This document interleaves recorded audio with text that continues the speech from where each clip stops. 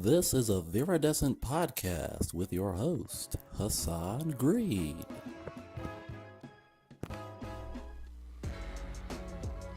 Hello, and welcome to the podcast. This is the first video podcast.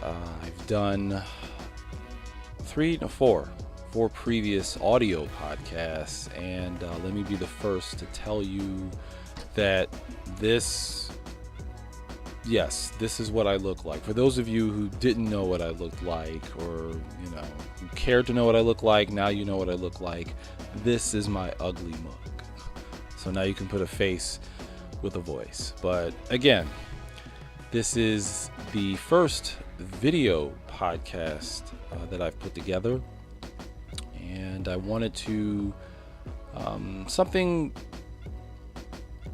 called to me. I felt compelled to try to transition into a video version of what I was putting together. I think initially in the beginning, I eventually wanted to get to something that was a video, or something that you could not only hear, but also see. And so far, I hope you like what you see. This was something that I feel is a long time coming. I'm glad that I am able to do it this way, although I imagine if I keep at it, continue at it, it will evolve into something maybe a little more refined, a little more contemporary, a little more, better looking than this. Maybe we'll see. And along the way, I'll make some other changes here and there. I will likely have a co-host or some co-hosts in the future. I can't do it all alone. I mean, let's be real. I don't want to just be a one-man kind of thing. I do like having friends. The friends that I still do have who want to sit in and have something to say or things to say as well, and I'll get them in as well, and do it for lack of better terms, tag team style, which I hope doesn't come off sounding very weird. I won't just do it solo. I'll have a companion, sidekick, co-host, whatever you want to call it. And again, with time, with criticism, with input, it'll end up being a decent finished product. The format I don't think will change much. If you've listened to my previous audio podcast episodes, I had an intro. I'm still doing riddles or trivia, and then I talked about a few different topics, important, not important, big or small, casual, personal, and then I moved into talking about or discussing some current events as well, and then closing it out. So what you heard before in my audio podcast really won't change at all. This is visual, or there's the visual element added to this, so you'll get to obviously see this thing, and then hear my voice, and some graphics here and there. Just I don't want to do anything too plain, but it'll be what you heard, but now not just what you heard or can hear, but also what you see. So again, thanks for watching. I'm glad you're taking the time to see what I've put together, and let's move on to a riddle.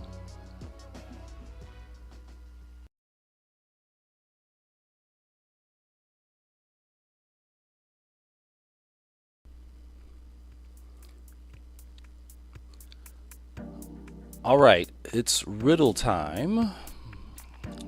And still, even though I have transitioned I stepped it up a bit and went to a video podcast, I still don't have any prizes or nothing tangible. Again, just the satisfaction that if you figured it out by the end of the episode, good for you. You got it right. Be on Jeopardy. But here is the riddle. Ready? Here we go. Here on earth, it is true. Yesterday is always before today. But there is a place where yesterday always follows today. Where is that? One more time. It says, here on earth, it is true. Yesterday is always before today. But there is a place where yesterday always follows today. Where is it? Think long and hard. No cheating. And you'll get the answer during the closer. Let's move on to some chit chat.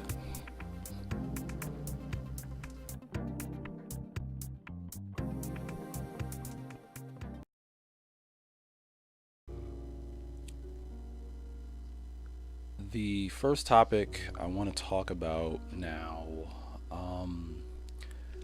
has to do with my dad. And I want to say in my previous episodes, the previous audio episodes, I talked about a little bit in depth, slightly about my dad. And I'm going to talk a little bit more about him now. As of this episode being recorded, my dad's birthday was earlier in the week. It was recently. And if my math is correct, my dad would have been 61 now. However, he had passed away. Actually, this year would be 10 years since he had passed away. And excuse me. And that time kind of flew by kind of fast. I mean, a lot's gone on in 10 years with anyone's life, but having remembered and had a chance, or having chances to sit and reflect and reminisce and think about my dad and his absence in all these years, it got me thinking about wanting to talk about him and the effect that he's had on my life still, even in his absence. Especially now, I'm going through a major life change, something that he himself had gone through. Excuse me, for different reasons, but what the hell? For those of you that don't know, and even those of you who do know, here's a reminder: I'm going through a divorce right now, and my dad did. In fact, my dad went through 2 divorces, if I remember correctly. Before he married my mother, he was in a marriage that didn't last long, and honestly, I don't know much of anything about that. I just know that he was married once, didn't work out. He and his spouse, his wife at the time, they went their separate ways. There were no kids involved or whatever. And then he eventually got together with my mother. They got married. He became a guardian to me, or a parent to me, just the same as my mother. In fact, as far back as I can remember, he was there. And I was raised to call him my dad, refer to him as my dad, and address him as my dad. And I still do even to this day, even though he's not my real father. And I got a beautiful, wonderful little sister out of it. And yeah, she's still my little sister, even though we're both adults. She might be little, maybe more so because of height. Sorry.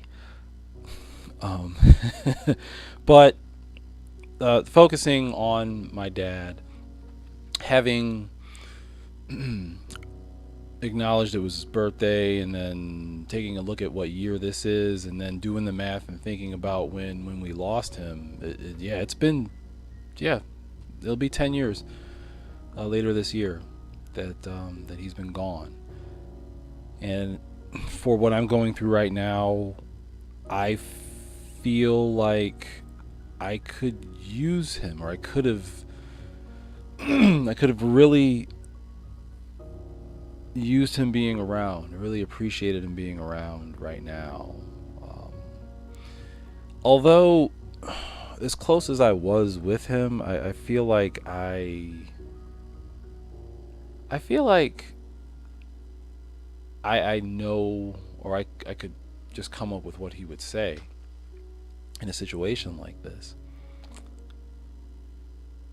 and give me, his past experience or his advice given such a thing. But I mean, as far as a split, that kind of a life change, I I can only really recall what I, personally remember when I was younger when this all happened.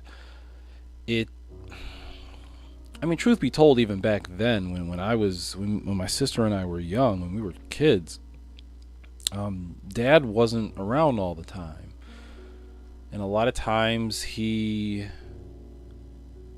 would say he would show up, or he'd come around, and he wouldn't come around, that kind of thing. He was, I guess, sometimes you could say an absentee dad, or a part-time dad, or whatever. Um, but he was still dad. We still loved him. We still love him. But excuse me. I and I guess it's credit to the both of them, both him and my mother, for kind of keeping the kids out of it. It wasn't like they were lying to us or keeping secrets. Just something like that. Children, just, they shouldn't really be party to. They shouldn't be an audience to. And between the two of them, between my mom and my dad, their split, their divorce wasn't ugly. I mean, trust me, I've seen ugly ones. Yeah. um, but it was kind of a, I don't want to say it was a necessary thing for the two of them, but it just it just didn't work out. My dad had a lot of things to deal with, and those things were going to be detrimental to not just the union he had with my mother, but also detrimental to his kids, to myself and my sister. And it just had to happen. I mean, given everything that was going on with him, it just had to happen, and he understood, and he did the best he could to meet my mother halfway, and they had the divorce was over, or it was finalized. They divorced. I I mean, I guess it just so happens this time of the calendar, this point in the calendar, this time of year. It's my dad's birthday. He was on my mind, and I'm going through something that I could use the advice, or fatherly advice, from him for. And again, I feel like I can kind of practically pretty much imagine what he's going to say to me, and a part of that is maybe me imagining what he's going to say. A part of that is likely something that has been originated within myself, because at this point in my life, I've had some low points. I've been through some and I've been able still, when nobody else is around to push me, or to give me encouragement, I'm able to self-sustain. I'm able to give myself a little bit of a nudge, mentally, verbally, to keep myself pushing through, moving forward, taking things day by day. I guess it maybe would have been a little bit extra for me, a little bit extra comforting if he were here. And perhaps his spirit is somewhere. If that's true, if that's, if that's what I guess I believe, or if that's what, you believe, his his spirit is could be around. And there are things, for example, right now it's baseball season, so I'm keeping a close eye on my Atlanta Braves, which was his favorite team, and because it was his favorite team, it's my favorite team, and his spirit is with me there, or his memory is with me there. When I tie my ties, it's all my neckties. He's with me there. Some of the music I listen to, some of the things I say to both my boys, that's influenced in him. So he's still there. And as I can imagine, those of you out there, you've lost a loved one before. That absence, or you go through that absence throughout your life. You feel the way I feel. Sometimes something might happen, or you're going through something, and you just, maybe at least a small part of you just wishes he was there. I, for one, and like, even though he wasn't always there for me and my sister, I still learned from him. He was there enough that I was able to learn lessons, and take advice and take suggestions, and emulate him in some parts. So I'll always have that. And again, going through what I'm going through now, instead of me obviously asking him, because I can't ask him, or maybe in my dreams I can, if I'm that spiritual, but I can't ask him, not normally. So I'm left trying to remember the times I witnessed him living on his own. And he, for the most part, was always on his own. When he was on his own, he was really on his own. And I catch myself with some mental gaps because maybe I didn't pay too much attention, or maybe I didn't pay enough attention to him being on his own. It's something that I should have soaked up more.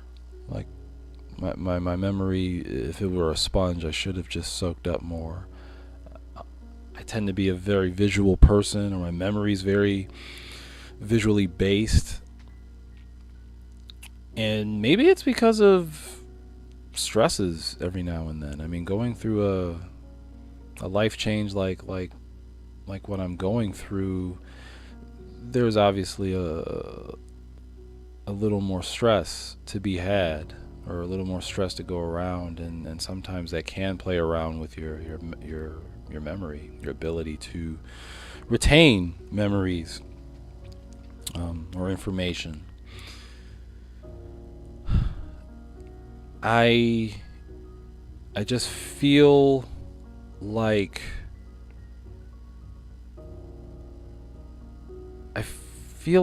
he should be here.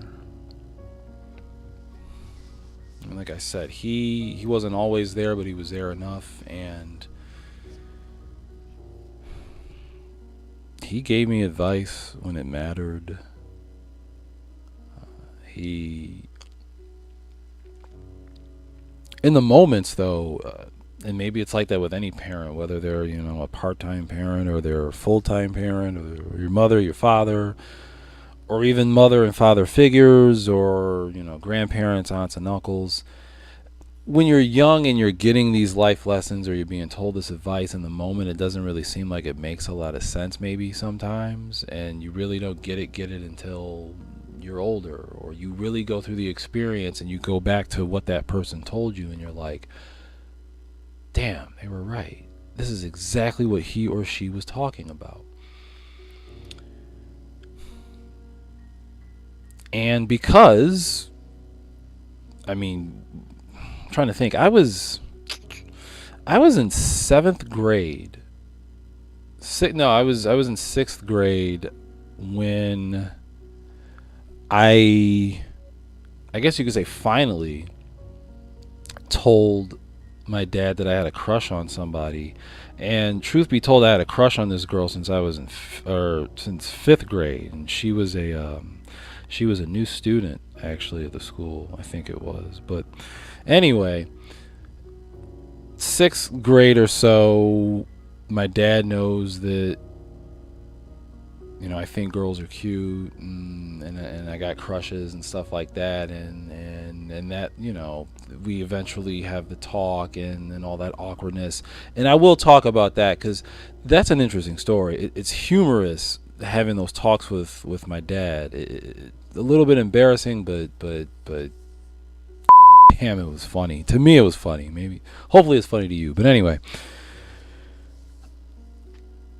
I grow up, obviously. I get through junior high, I get into high school, and especially in high school, I was trying to, have a girlfriend and that sort of thing. I was trying way too hard to have a girlfriend. Let me be honest. But I never thought to ask him, how do you handle a divorce? Because what kind of a teenager thinks of that? I mean, nobody really thinks of it at all. I mean, that's the kind of thing where you don't think about it really until it's actually happening to you, until you're like faced with it. And then you got to think on the fly, and you got to remember what everybody says about marriage and divorce or blah, blah, blah, blah. But I mean, when my dad was around, I'm not thinking about asking him about that. Like, hey, how do you get through this? Or what do you do? What's it like when you first start living on your own? What's the transition like? Or how do you cope with, not seeing your kids all the time? Or how do you cope with, finding out, the person you loved, loves somebody else now, or whatever, stuff like that. So I didn't think to ask him that. And I don't think anyone has ever thought to ask their parents that, when they're younger and they're still kind of innocent in the ways of the world. But now, yeah, I wish I maybe had the foresight to ask him that back then, and maybe be a little bit more prepared or a little more content with what's going on now. But I don't. But I'm getting through it, and I'm remembering as best I can, remembering what my dad did with his life and how he was positive about things, or how he stayed optimistic rather about things. He was very spiritual, very religious. He always found a way to get himself to church, and I know that for sure. My sister, I know that for sure, because there were, plenty of Sundays or weekends where we went to church with him. And I didn't really grow up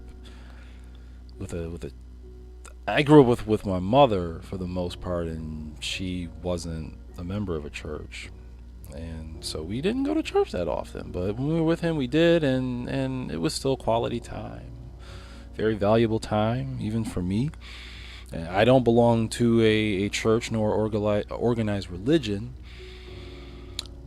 but I remember back to those moments, being in church with him, for example, and really understanding where he was coming from, or what he was, the fundamentals or the foundation he was trying to sustain in his life through religion and spirituality, because he had some demons to deal with in his life. And he often, at times, seemed down on his luck. And for him, God was the constant. Like, God was the one thing that didn't let him down. And even in his In his final years, months, and even according to the Reverend at his memorial service, his last days, he had to have God. Like, God had to be there, you know. So for me, I that's an example I'll take and make it fit in with my life where it can, because again, I'm not religious, but I do appreciate spirituality and the power of faith, just basic faith, non-denominational, non-religious. I mean, faith is a thing. I know it is, and you don't have to believe in a god or gods to believe in faith. That's my opinion.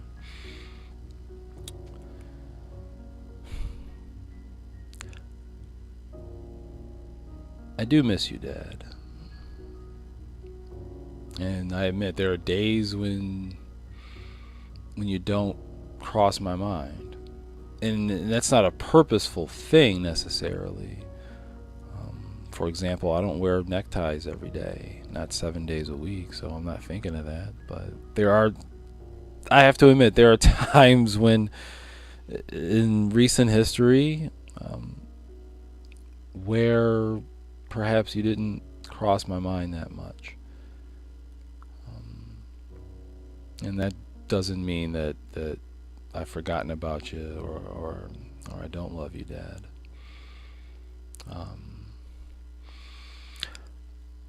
I miss you now. That's for sure.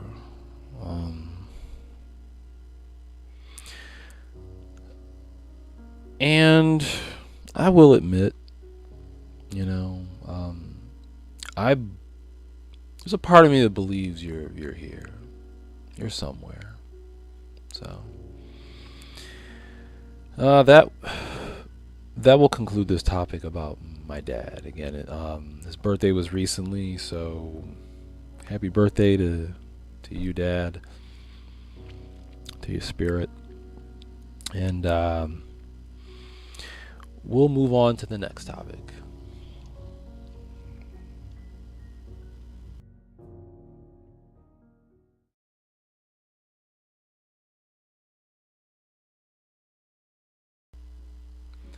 Okay, this next topic is it's kind of a generalized topic for this segment, but I wanted to discuss the concept or, concepts behind coping, rebuilding, rebirthing, getting through tough times. And I am not trying to make this episode, especially considering it's my first video episode, I'm not trying to make this a depressing or dramatic episode. My intention in talking about this topic was to discuss it, and for anyone who sees this, anyone out there in the audience that is the internet or whatever sees this, perhaps they can gain some encouragement from it if they need it. Going through tough times, whether you're going through a life change like mine, or you've lost a job, or you just can't get a particular job, you might be working a job, or you're in a relationship that seems to be on the rocks, or perhaps you're tired of being single, or you might be dealing with an illness, anything you can think of. Going through trials and tribulations like that is obviously tough. It's very tough, and some people can't deal or at least they'll say they can't deal, and they will, kind of put it out there without being very specific. They'll, like, a lot of people, at least from what I've seen, and I've been guilty of it before in the past, where I'll, like, Facebook is a forum, or even Twitter. I don't really use Twitter that much, but Facebook is definitely a universe, if you will, where you can kind of drop hints out there, and if you've got enough friends or enough connections on Facebook, they're gonna read between the lines. They're gonna pick up on the hints that, hey, something might be wrong, or somebody might be, calling out for help. Excuse me. Because just flat out asking for help, there's still, for some weird reason, a stigma behind acknowledging you need help, or acknowledging just out there that you're going through a tough time or tough times, and you're asking for help, or you're seeing who can lend you an ear, or give them a shoulder to cry on. You're calling all angels. There's still a stigma behind that. There's still a fear behind that. It's just still kind of weird. And for those people who even say they can't deal, you can deal. It's okay to be or to have moments where you feel weak, or you feel like you can't go on, or you feel like giving up. It's perfectly fine to feel that way. I would like to say from personal experience, from past experience, or even present experience, that, and this is my opinion, this is my belief, that you're not dealing with something you're not built to handle, you're not made to handle.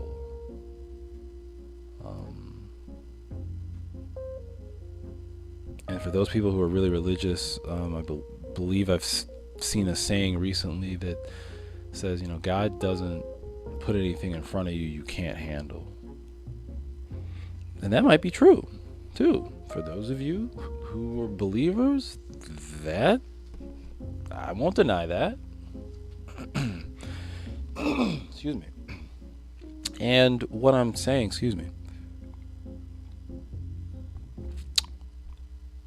what I'm saying is, despite your religious background or whatever, what you're going through, you can handle. And yeah, there's going to be some days where you can't handle it. Some days where you're going to want to give up, or some days where you plan on, having some more enthusiasm, some more self-esteem, more self-confidence, and before you leave the house, you just can't do it. Before you get out there in the world, you just can't do it. Or before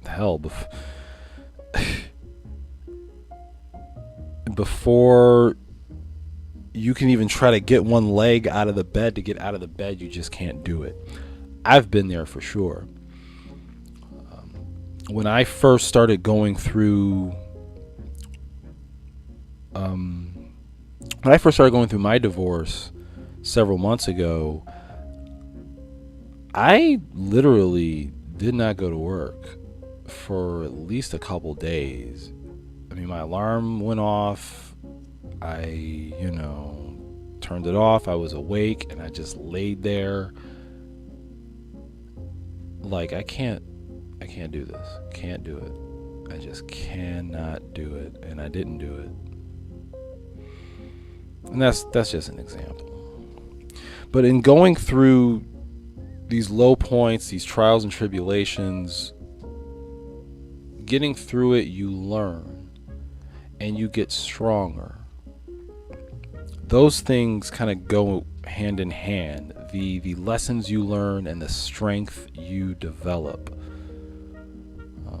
within going through these tough times. And from what I've seen, whether you're a personal friend of mine or maybe a casual friend, an acquaintance, colleague, whatever, or just general people out there I've seen in the news or out on social media,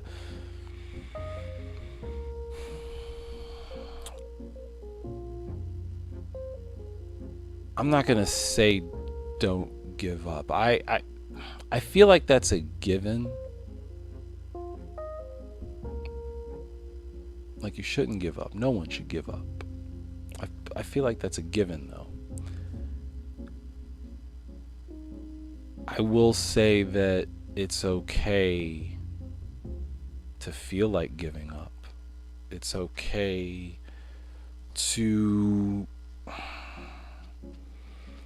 feel despair, to feel a lack of hope or a lack of faith. We're all human. And whatever we're going through in our individual situations, we're going to have some low points.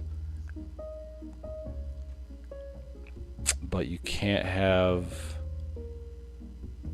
those high points without your low points. You got to go through the low points first and then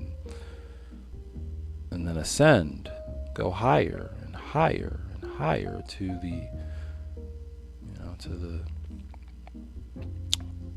to higher ground, to the promised land, if you will.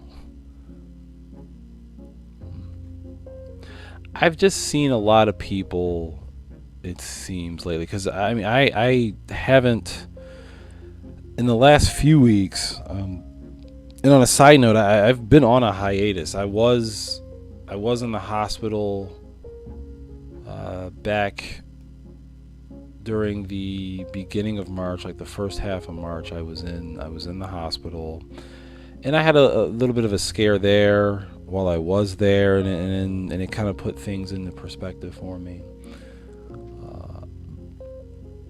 But after I got out of the hospital, I've been at home, I've been back to work, and I've just been taking it easy. And in that time between my last podcast episode, because I believe I did a podcast episode, my audio episode, I think, was just after I got out of the hospital, but then I just kind of laid low. And in that time between then and recording this episode, I really haven't paid a lot of attention to the news. Like, I haven't paid attention to like the political news, because that seems to be as constant now. You talk about what's going on in Washington or what's going on with Trump and Republicans, Democrats, immigration and all this stuff. That seems just as common and as automatic as the weather report is every day on the news.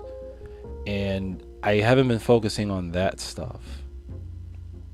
I've actually been on social media a lot just to kind of, it was a change of pace and to see what everybody else was doing. And that was kind of a double-edged sword, because in just kind of being on Facebook and Instagram and such, I just ended up seeing so much drama and toxicity that then I took practically a week off from social media, and I didn't watch the news. I kind of mentally isolated myself. I think the only thing, as far as what I saw on television or in social media, had to do with sports, honestly. Like, the baseball season had started, so I was keeping abreast of that. The NBA season was coming to a close, and Dwayne Wade and Dirk Nowitzki, were going through their last games, for example. Hockey is headed into the playoffs now. Just stuff like that. I mean, I might have seen different things in the news, like maybe a few things that might have gone viral that escape my memory at this moment in time, but again, it was a double-edged sword from what I saw on social media. And apart from the drama, the toxicity, just people craving attention and all that stuff. I saw people who seemed like they were kind of putting out indirect calls for help. And some people were having bad days, for sure. Other people I'm not so sure. Sometimes it's tough to read between the lines with some folks when if they are trying to put it out there that they might need a little extra attention from their friends and family.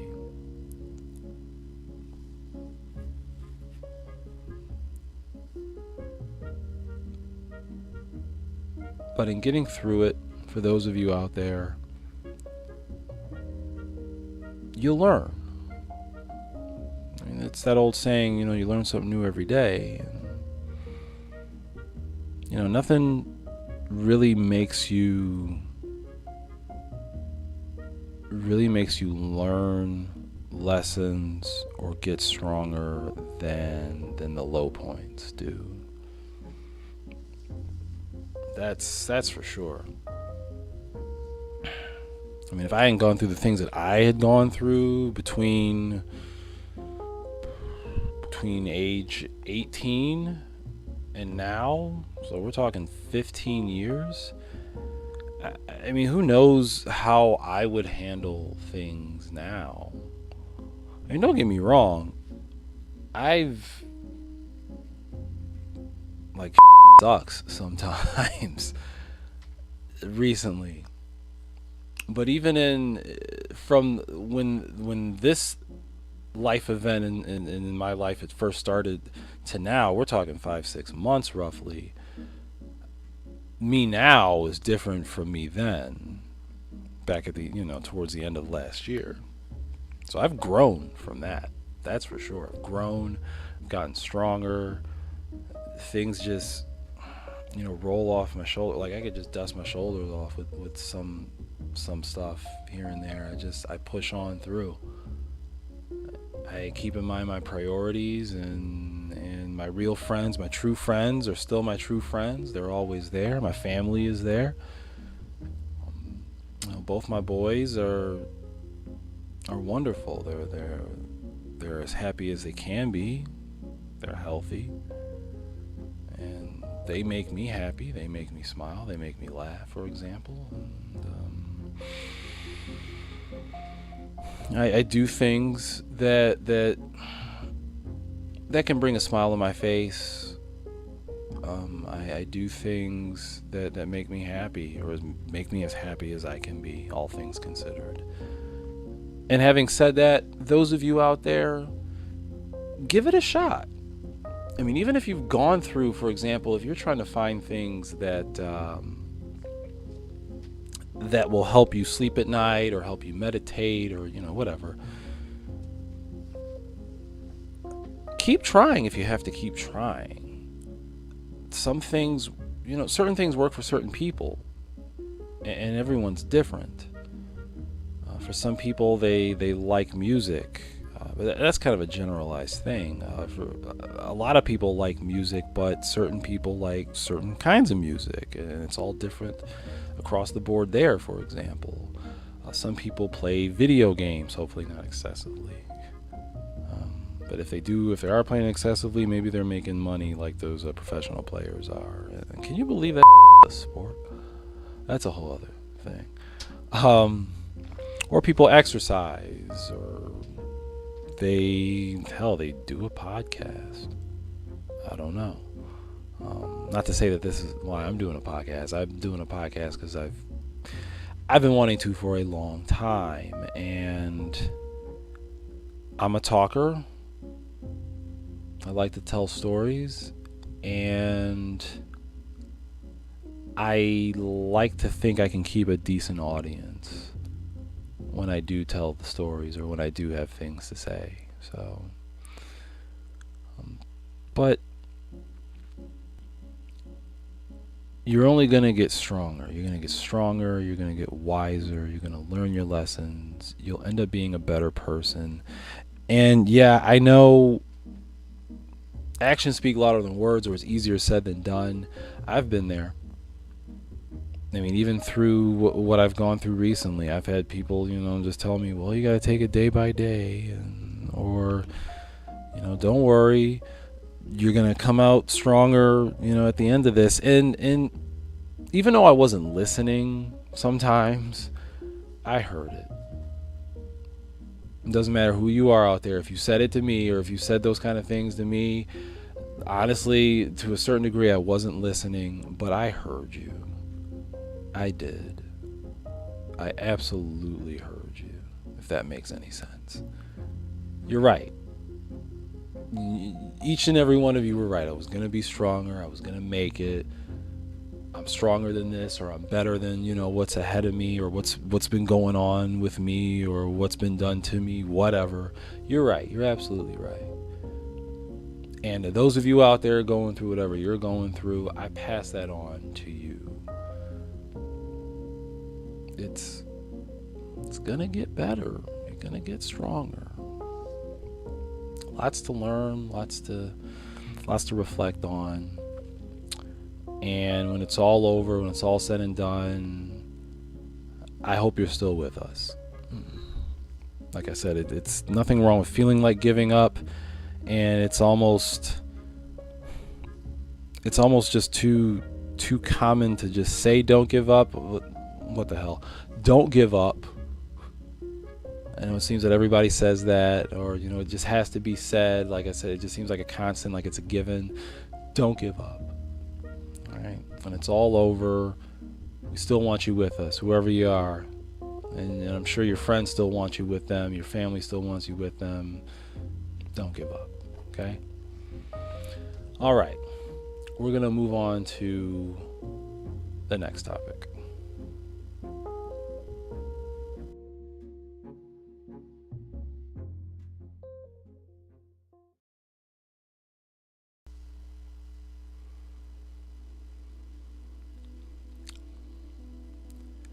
Okay, this topic is about self-love.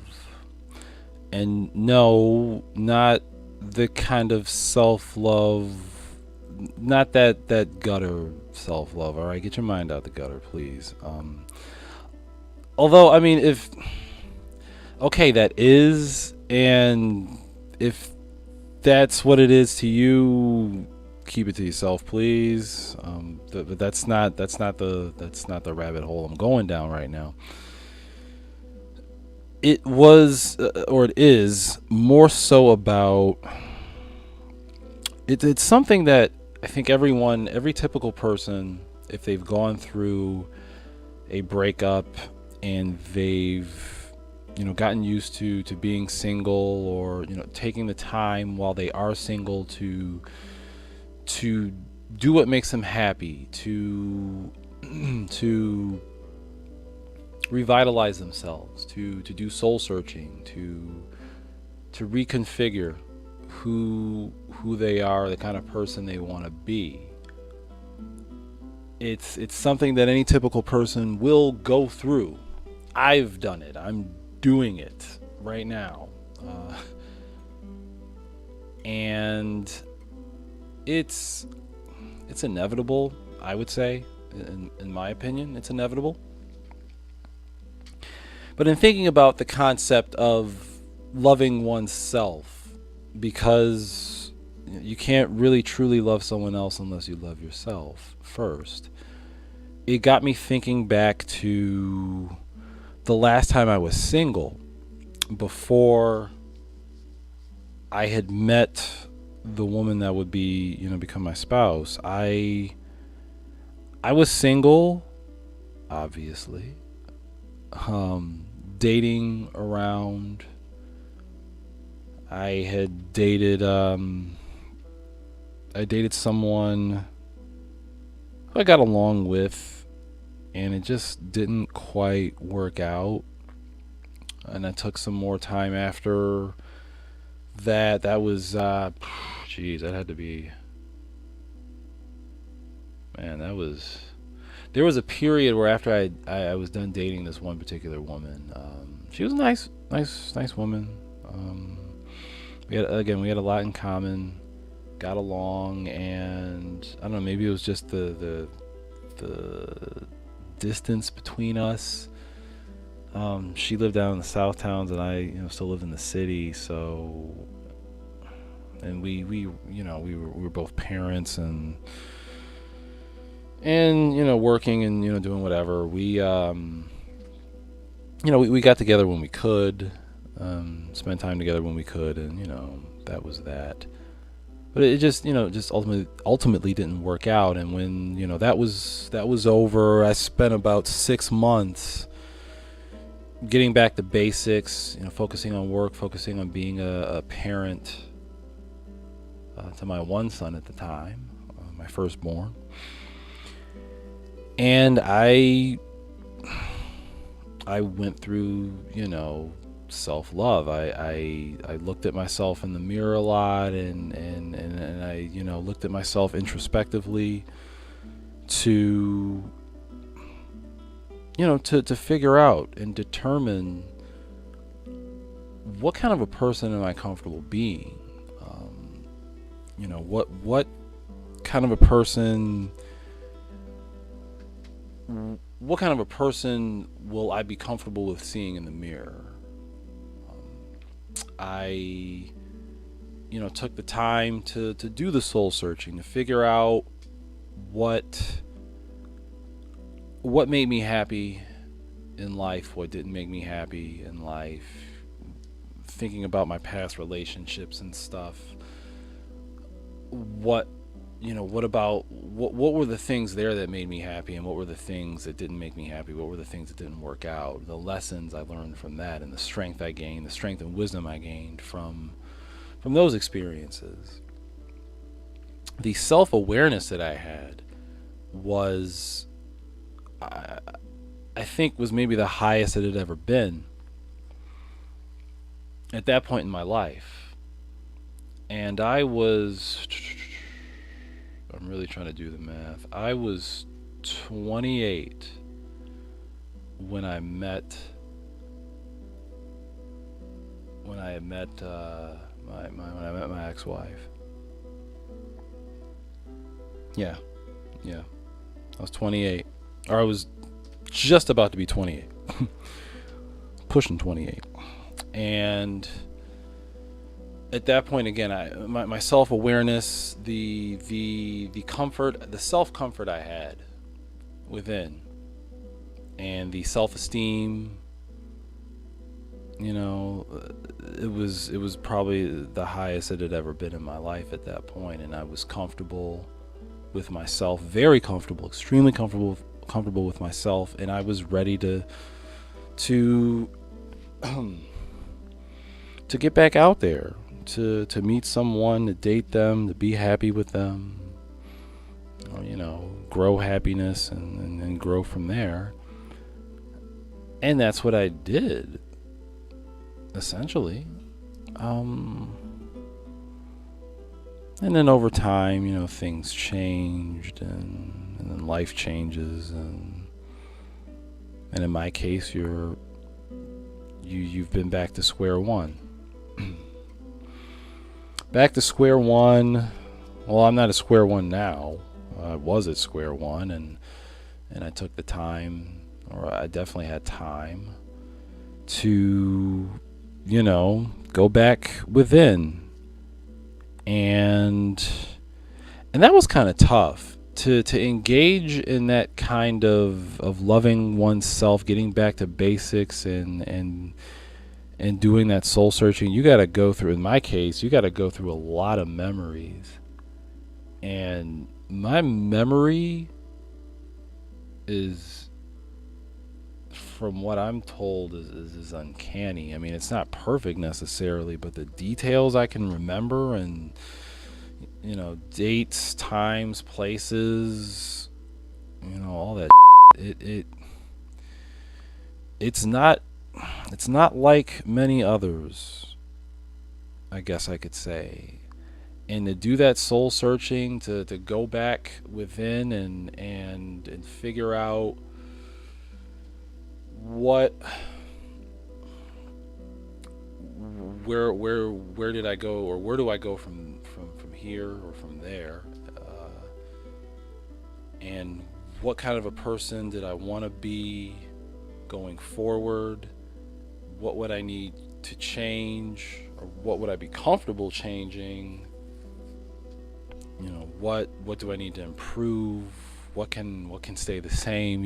Everything. I had to go back over a lot of memories and a lot of things that once made me happy. That was very tough in the beginning. If you're trying to do some soul searching after a breakup, yeah, that's the beginning. Those initial times, those points when you're digging around in your memories, and you're trying to figure out what's what, or what happened, and all that. It's tough. Especially when you've lived your life and everything you did, or damn near everything you did, had something to do with that person that's no longer a part of your life. That made the rebuilding, that made the self-improvement very, very difficult. I mean, it's one thing, if you're still living in a residence that you're still sharing with that person.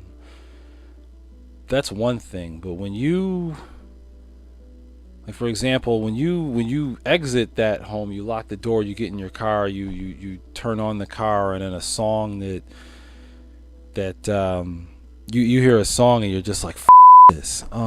Like it happened. Like, I remember, and for some stupid reason, it kept happening.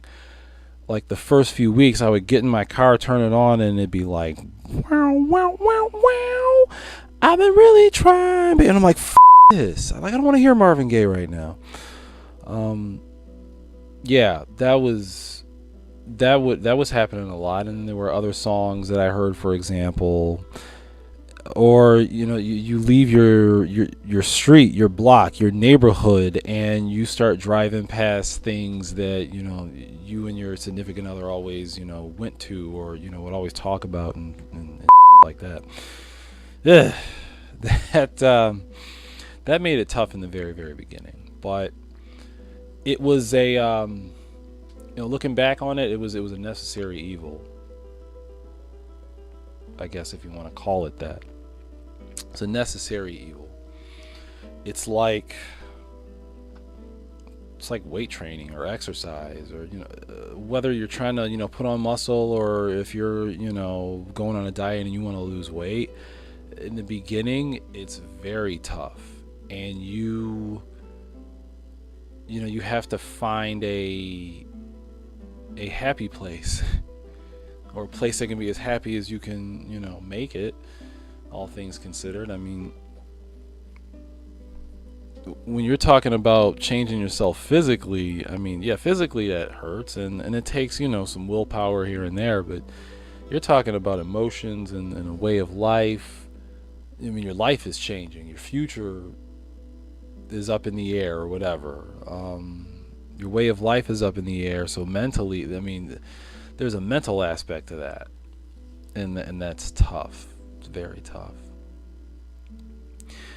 But because of what was happening to me, or technically still happening to me currently, it made me go back to when I was last single, and I had to draw inspiration from that.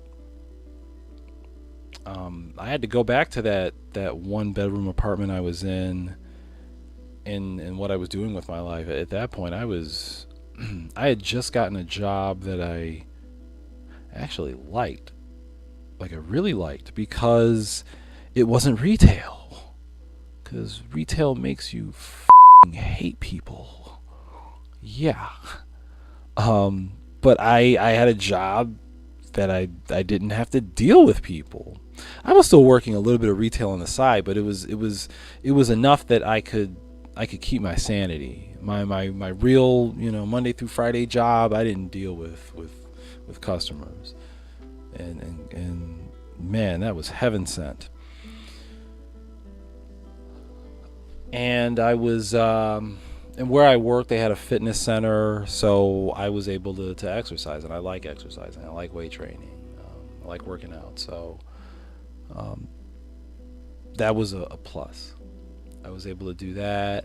I had a social life. I had my friends, who are still my friends to this day, and they're helping me get through what I'm getting through now. I wasn't going through a whole lot back then. I mean, I was just single, and I was dating just like, the rest of my friends at the time. Those who were dating. I think a couple people were in relationships or, whatever. But I was just living my life. I was a single dad. Spent my time with my son when I could, did what I could for my son. And I was just living life. This is a little different. But again, I was able to go back to when I was last single and think about, remember what was going on in my head. What was I using for inspiration? What was I, what was the quality or level of willpower I had at that time? And I was able to draw from that and use it now, even though I'm older, and this is a more complicated life change, or a more complicated and difficult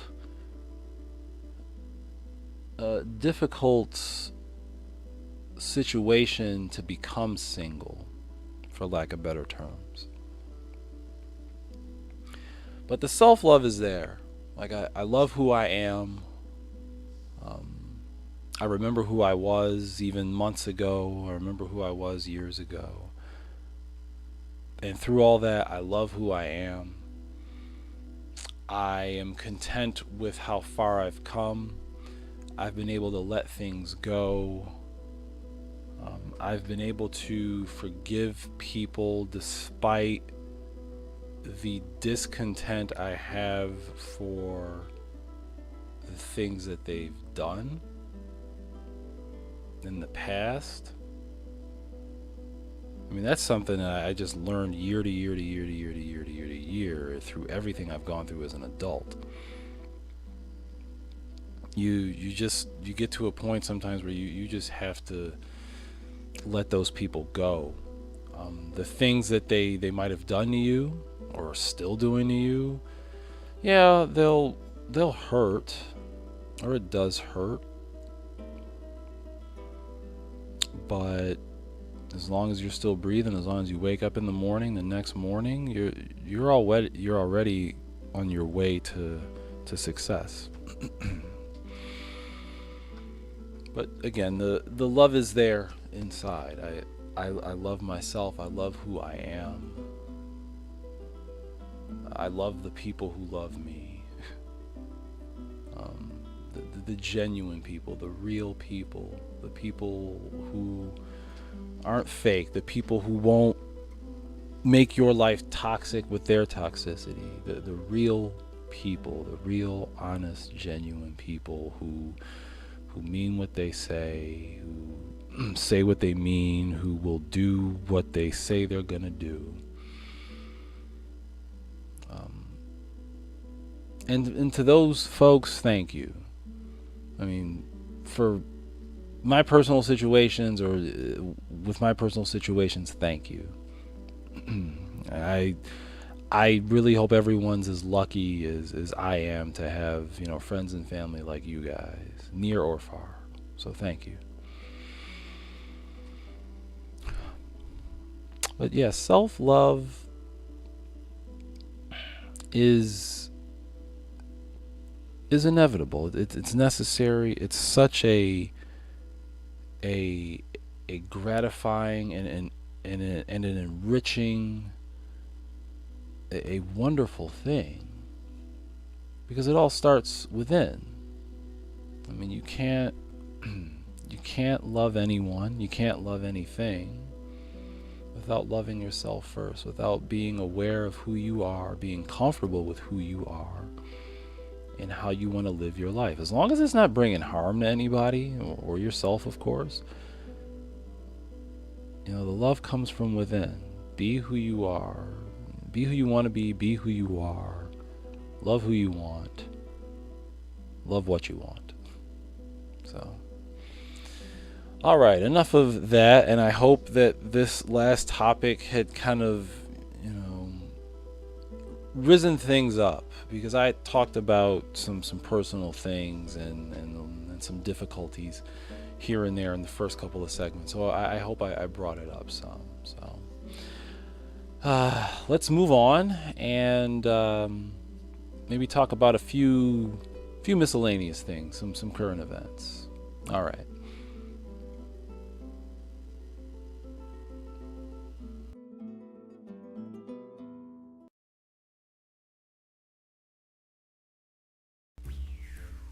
All right, the first thing I wanted to talk about, during the miscellaneous segment, similar to what I had in my my audio podcast. The first thing I want to talk about what's going on recently, at least out there in social media and in society, about Alexa, the Amazon device, how Alexa is able to hear everything. I guess it's only a matter of time before the machines take over, and next thing you know, we're living in a, Terminator-esque wasteland or dystopian future. But it kind of makes sense that the Alexa devices are just listening. Period. It seemed they kind of have to listen at all times to then be able to recognize when you're telling Alexa to turn on a light, or order more potato chips, or play a particular song, or play a movie on your Amazon TV or whatever, or on your device. For some people, they're a bit paranoid, maybe a little scared that the machines are taking over. Oh shit, what do we do? But I got kind of a laugh out of that, because I had to remember that Alexas can be put in pretty much any room in your household or your home. Alexas, obviously in your living room, your kitchen, dining room, basement, and the bedrooms. Like for example, Alexa. Having said that, Alexa can hear, what your kids are saying under their breaths, or saying what they, saying about you, all that talking they're doing about you, because you punished them, or you took away their internet access or something, or you grounded them for bad grades, and then they go to their bedrooms and they start talking like immense about you. For some of you parents with teenagers, you find out how much your teenage kids really hate you. If it's in your own bedroom, or somewhere else in the house, for you young ones that might be watching, I don't know why, but for you youngins out there, Alexa knows.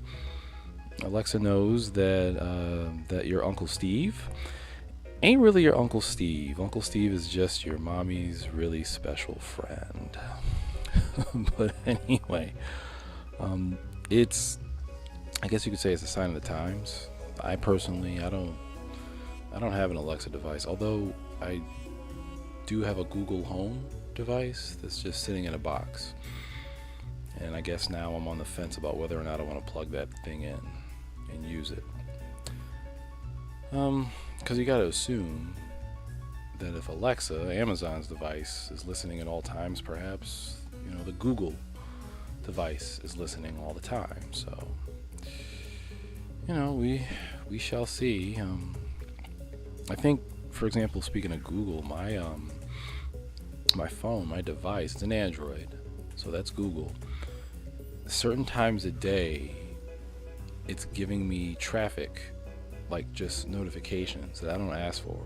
So it's pretty much figured out, when I'm around what time of the day that I'm, going to be in traffic, or I'm expected to be in traffic based on my traffic patterns or travel patterns.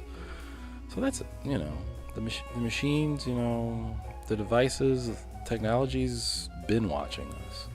And that's just a small example of why, but I just find it kind of funny that Alexa is listening at all times and can likely hear everything. And your secrets just aren't secrets no more, or they might not be at some point in the future. So, just something I just wanted to discuss a little bit. So I'm gonna move on to another topic right quick. And on a side note, for this first video episode, I guess you could say it's a tester, a feeler, to get the kinks out of doing video.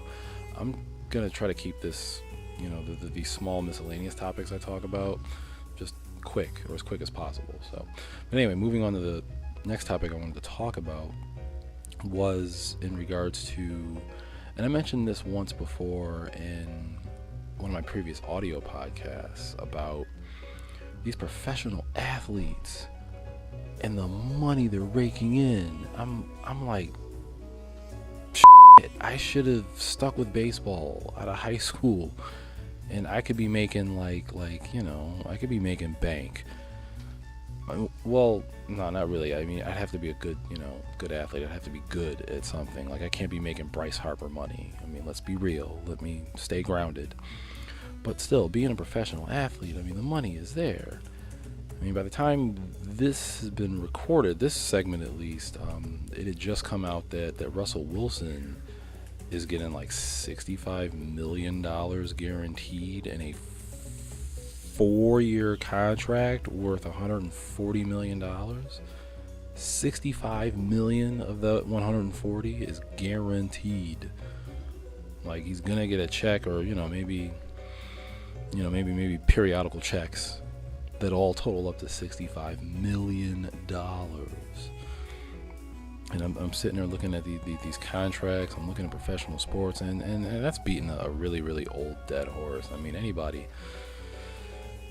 if they're looking for riches, they're either gonna play the lottery, or they're gonna try to be a professional athlete. More so the guys. Not to say that there aren't females that play professional sports, but unfortunately, the wage, there is a wage gap period, and it just sucks, men to women. But the point I'm trying to make is that the money's there in professional athletics, and that's something I day in, or every now and then, I look at myself in the mirror and I'm like, you should have kept playing sports. Personally speaking, as far as baseball, I probably would have had a better shot there.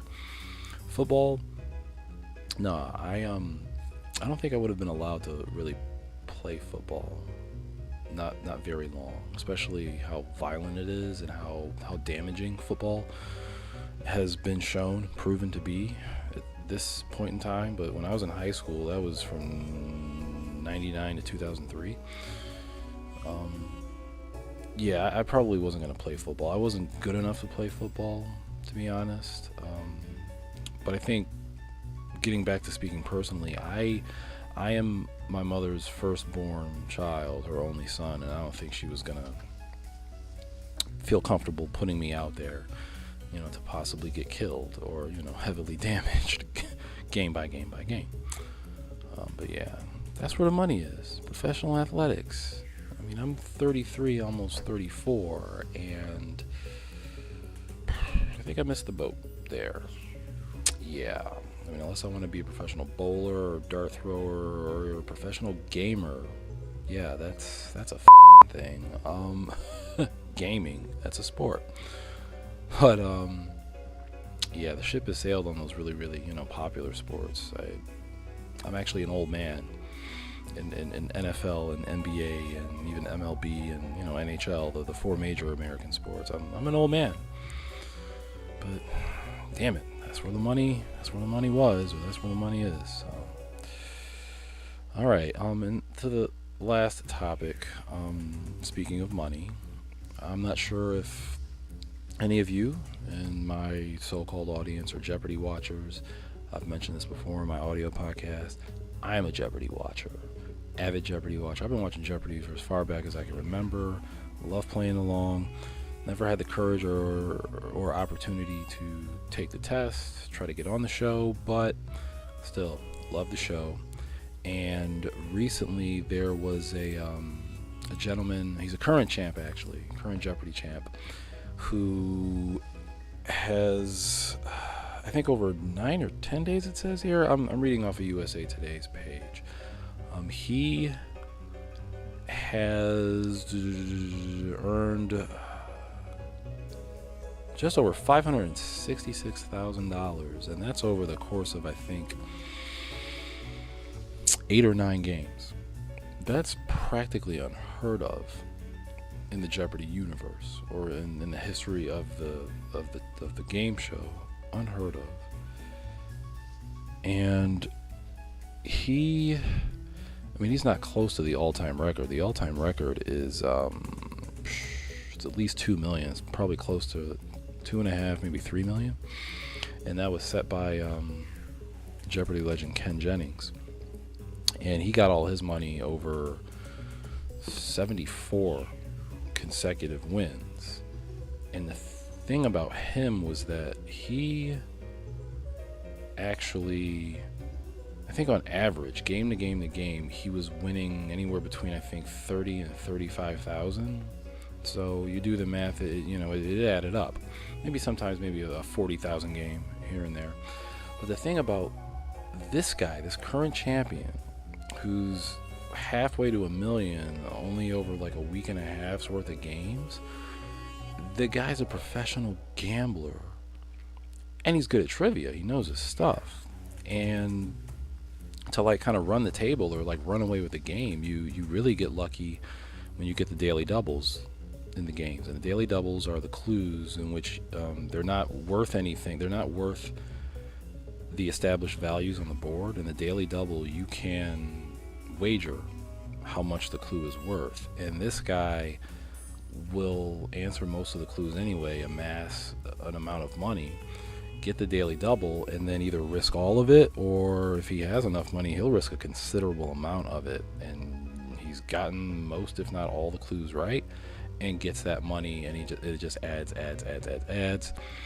up, and he gets a Final Jeopardy, of course, gets those clues pretty much right. He's got so much money by the time he gets the Final Jeopardy that it doesn't matter in Final Jeopardy if he gets the clue right or wrong. Even if the only way he can really lose in that case is if he just risks too much money.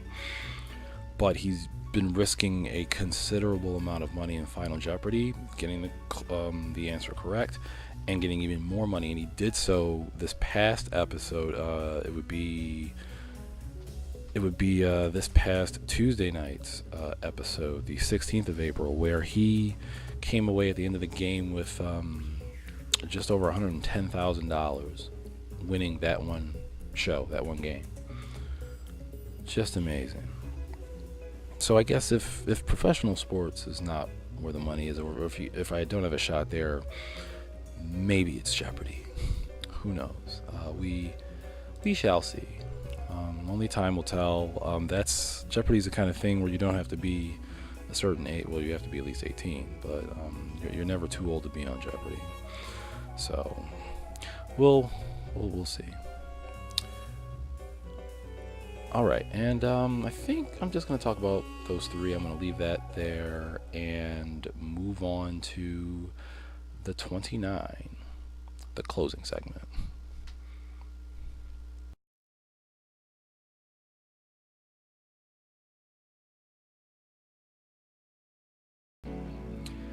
All right, this is the 29, and if you've listened to, I know that sounds kind of weird, you're wondering what is the 29, and I didn't really explain it in my audio podcast.